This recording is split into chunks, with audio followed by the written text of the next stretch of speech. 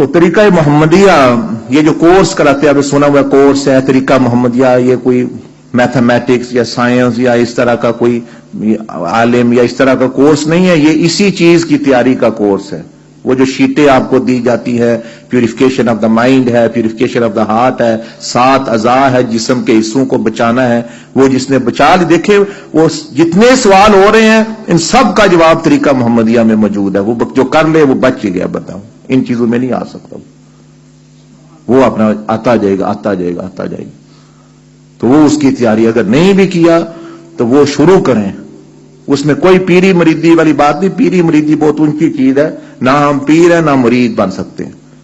میں تو آپ کو بتایا ہم پیر نہیں مشیر بنا، مشیر ہیں مشورہ دینے والے۔ مشورہ کریں کیسے قبر کے عذاب سے بچنا ہے، کیسے جہنم، کیسے ہم جنت میں جائیں، کیسے ہم اللہ کے دوست بنے، مشیر مشورہ کریں، مشورہ۔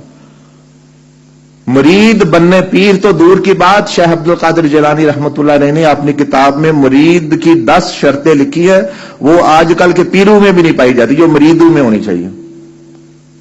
تو ہاں وہ تو یا مذاق کے کاروبار بنا ہوا ہے اکثر، اللہ ماشاءاللہ کوئی نیک لوگ بھی ہوں گے تو وہ چھوڑیں، وہ تو باری آئی زندگی میں، لیکن جو ہے اپنا دوزخ سے سیدھی سیدھی باتوں سے اور صاف ستھری چیزیں جو ہیں ان کو اپنائیں، اور جو جس پہ کوئی اختلاف نہیں ہے ان کے پوچھو گے۔ قیامت کے دن آپ سے مجھ سے سوال ہوگا، تم بیٹھ کے وہاں بیان کر رہے تھے، یہ بیٹھ کے سن رہے تھے، اب کیا کیا تم نے؟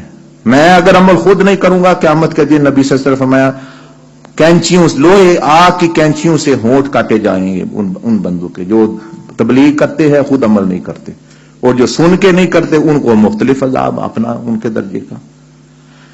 تو اس لیے پریشان کرنا آپ کو مقصود نہیں ہے، لیکن فکر پیدا کرنا، لیکن فکر پیدا کرنے کا مقصد یہ ہے کہ اس کا حل بھی ڈھونڈنا۔ آج میں ختم کر رہا ہوں، اس کے بعد ساتھیوں سے پوچھیں بھئی وہ کورس دکھائیں ہمیں، کیسے وہ ان مقامات میں ہماری مدد کرے گا۔ آپ کو دکھائیں گے، وہ فری ہے، نہ کوئی فیس ہے، نہ کوئی لینا ہے، نہ کوئی دینا، نہ کوئی کلاس اٹینڈ کرنی ہے، نہ کوئی بیعت ہے، نہ ممبرشپ ہے، نہ پیسہ ہے۔ تو بندہ کیا اس کا گزر ہے پھر؟